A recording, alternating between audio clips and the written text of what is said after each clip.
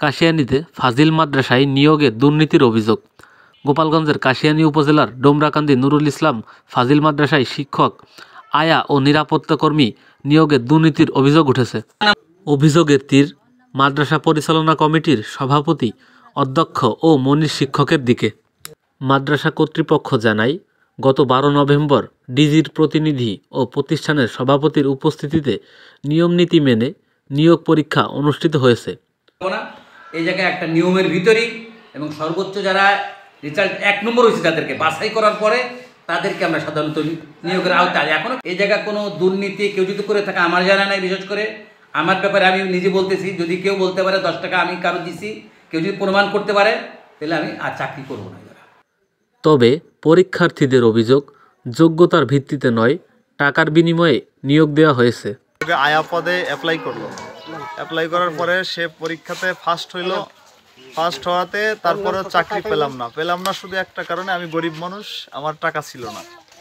আমার কাছে এই মাদ্রাসার একজন শিক্ষক মনিরুল মাস্টার, সে নিজে বলছে যে 6 লক্ষ টাকা তুমি 2 দিনের ভিতরে একটা নাম্বার দেওয়া হবে, এই নাম্বারে তুমি দেবা, তবে তোমার স্ত্রীর চাকরি হবে, আমি তোমারে কনফার্ম করতে পারি। প্রিন্সিপালের সঙ্গে আমার কথা হয়েছে, তোমার চাকরি শিওর হবে। আমি টাকা দিতে পারি নাই, আমার ওয়াইফ পাস করার পরেও আমার চাকরি হলো।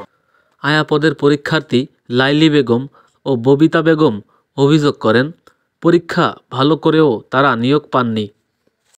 লাইলি বেগম বলেন, মাদ্রাসার সিনিয়র শিক্ষক মনির বিশ্বাস আমার কাছে 5 লাখ টাকা চান, টাকা না দিলে চাকরি হবে না বলে সরাসরি জানান। একজন ভুক্তভোগী আমার ওয়াইফ আয়া পদের একজন প্রার্থী ছিল, তাই ঘটনাস্থলে আমি অনেক দৌড়াদৌড়ি করছি চাকরির জন্য। তখন ওই প্রিন্সিপাল আর মনিরুল ইসলাম দুইজনে আমাকে টাকার কথা বলছে, 6 লক্ষ টাকা দিলে চাকরি হবে, এবং ওনারা বলছে চাকরি হবে কনফার্ম, 2টি অ্যাকাউন্ট নাম্বারে টাকা দিতে হবে ভাগ ভাগ করে, এবং বলছে কি চাকরি নিতে চাইলে অগ্রিম টাকা দিতে হবে। এটা স্থানীয় গ্রামবাসী ও অন্যান্য পরীক্ষার্থীরা অভিযোগের তদন্ত এবং অনিয়মের মাধ্যমে দেওয়া নিয়োগ বাতিল করে নতুন করে স্বচ্ছ ও দুর্নীতিমুক্ত নিয়োগ প্রক্রিয়া পরিচালনার দাবি জানিয়েছেন।